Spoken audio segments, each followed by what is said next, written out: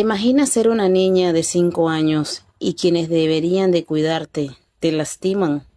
Escucha esta historia. Me llamo Aura y tengo 25 años. Nací en un pequeño pueblo de Sierra de Osaka, cerca de comunidades donde muchas familias sobreviven con muy poco y donde irse a Estados Unidos no es un sueño extraño, sino casi una necesidad. Mi mamá decía que en nuestro pueblo la pobreza se heredaba igual que los apellidos. Ella se llama Guadalupe y durante años cargó con la culpa de haberme dejado atrás. Cuando yo tenía 4 años, mi mamá cruzó la frontera rumbo a Estados Unidos porque no encontraba trabajo estable. Limpiaba casas, lavaba ropa ajena, vendía comida y aún así apenas alcanzaba para comer. Recuerdo el día que se fue. Me abrazó tan fuerte que casi no podía respirar y me prometió que volvería por mí en cuanto pudiera arreglar papeles y ahorrar dinero. Ella realmente creyó que me estaba dejando en buenas manos, porque me dejó con sus padres, con mi abuela Mireida y con mi abuelo Jacinto. Mi abuela era una mujer noble, trabajaba limpiando habitaciones en un pequeño hotel de carretera y a veces también lavaba ropa ajena para sacar un poco más de dinerito. Salía de la casa desde temprano y regresaba agotada. Jacinto casi nunca trabajaba. Años antes había sufrido un accidente en una construcción y el gobierno le daba una pensión mínima. Pasaba la mayor parte del tiempo en casa mientras mi abuela trabajaba. Y fue justamente por eso que tuvo acceso a mí durante tantos años. Todo empezó con cosas como que yo siendo una niña tan pequeña no entendía. Me sentaba en sus piernas demasiado tiempo, me acariciaba el cabello y luego bajaba las manos lentamente por mi espalda.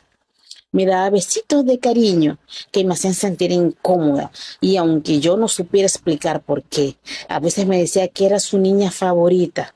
Otras veces me hacía sentarme junto a él mientras veía televisión y comenzaba a tocarme por debajo de la ropa.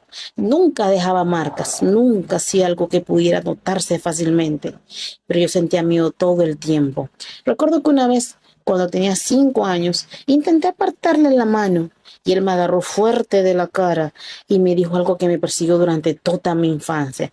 Si le dices algo a tu abuela Mireida, acabo con ella y será tu culpa. Y yo le creí. Pero cuando eres una niña, los adultos parecen gigantes. ¿Cómo no creerle? Así que guardé silencio durante años. Mi abuela jamás sospechó nada. Ella me quería muchísimo, me hacía trenzas antes de ir a la escuela, me llevaba pan dulce cuando cobraba y dormía abrazándome cuando había tormentas.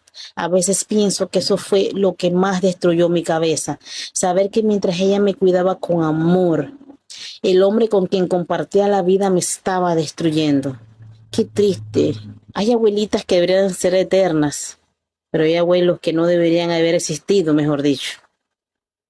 Jacinto aprovechaba cualquier momento en que estábamos solos, cuando mi abuela trabajaba, cuando yo salía de bañarme, cuando fingía estar enfermo para que yo me quedara en casa cuidándolo, y siempre repetía lo mismo: si tú hablas, tu abuela deja de existir. Yo crecí creyendo que mantener silencio era la única manera de protegerla, pero cuando cumplí 12 años, algo en mí empezó a cambiar. En la escuela tuvimos una charla con una profesora sobre el abuso y el miedo. Yo casi no levanté la mirada durante toda la clase, pero sentía que cada palabra iba dirigida a mí. Después de la charla, la profesora me pidió que me quedara un momento. Me preguntó si alguien me estaba haciendo daño y yo me puse a llorar. Creo que fue la primera vez en mi vida que alivió realmente el miedo que yo llevaba encima. No le conté todos los detalles, pero le dije suficiente para que entendiera.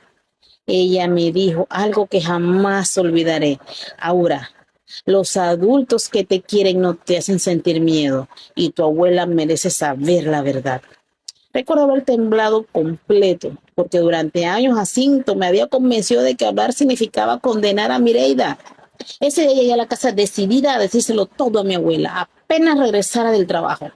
Y creo que Jacinto se dio cuenta, porque comenzó a preguntarme qué me pasaba, qué había hablado en la escuela, por qué estaba tan seria.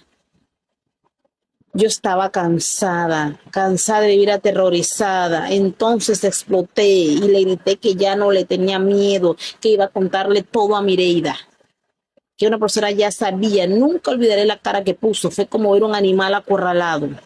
Jacinto comenzó a decir que yo era una malagradecida, que iba a destruir a la familia, que nadie me iba a creer. Y después ocurrió lo peor.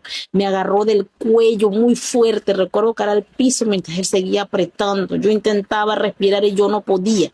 Sentía la cabeza explotándome y repetía desesperado: tú me vas a arruinar la vida, cállate, cállate. De verdad pensé que iba a morirme allí, pero en ese momento se escuchó la puerta principal.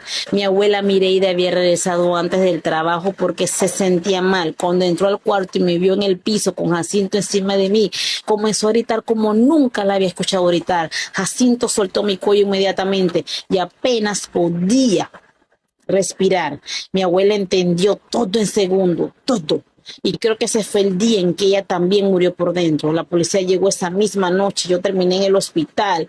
Mi mamá Guadalupe tomó el primer vuelo que pudo desde Estados Unidos cuando le contaron lo que había pasado. Nunca olvidaré verla entrar al hospital llorando, me abrazaba y repetía una y otra vez: perdóname, perdóname por no haber sabido. Jacinto fue arrestado y aunque intentó decir que yo mentía, la investigación descubrió muchas cosas extrañas. Mis declaraciones, los reportes psicológicos y el intento de ahorcarme hicieron que terminara en prisión. Mi abuela Mireida jamás volvió a visitarlo. Decía que el hombre con quien vivió tantos años en realidad nunca existió. Después mi mamá tomó una decisión desesperada. Dijo que no iba a dejarme un día más en ese lugar. Con ayuda de otras personas logró llevarme con ella a Estados Unidos de manera ilegal porque todavía no podía arreglar papeles. Recuerdo cruzar la frontera aterrada, abrazar a mi mamá en medio de la noche y aún así me sentía más segura que en toda mi infancia. Hoy llevo 12 años viviendo en Estados Unidos. Tengo terapia, tengo una vida tranquila y tengo una mamá que todavía llora cuando cree que no la veo, porque siente culpa por haberse ido, pero yo ya no la culpo. La verdadera culpa siempre fue de Jacinto, el hombre que destruyó mi infancia y casi acaba con mi vida. Me gustan los finales felices. Cuiden a sus hijas mujeres. No confíen en nadie. Dejen de confiar.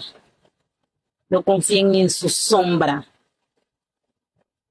¿Y es que acaso ustedes creen que los que le hacen daño a los niños cargan un letrero aquí? ¿Se les nota? Son feos, son raros, son viejos, son nuevos. Parecen maleantes, no parecen, no. Todos se ven normalitos. Todos parecen buenos. Todos parecen querendones. Pero hay monstruos detrás. Cuida a tus hijos.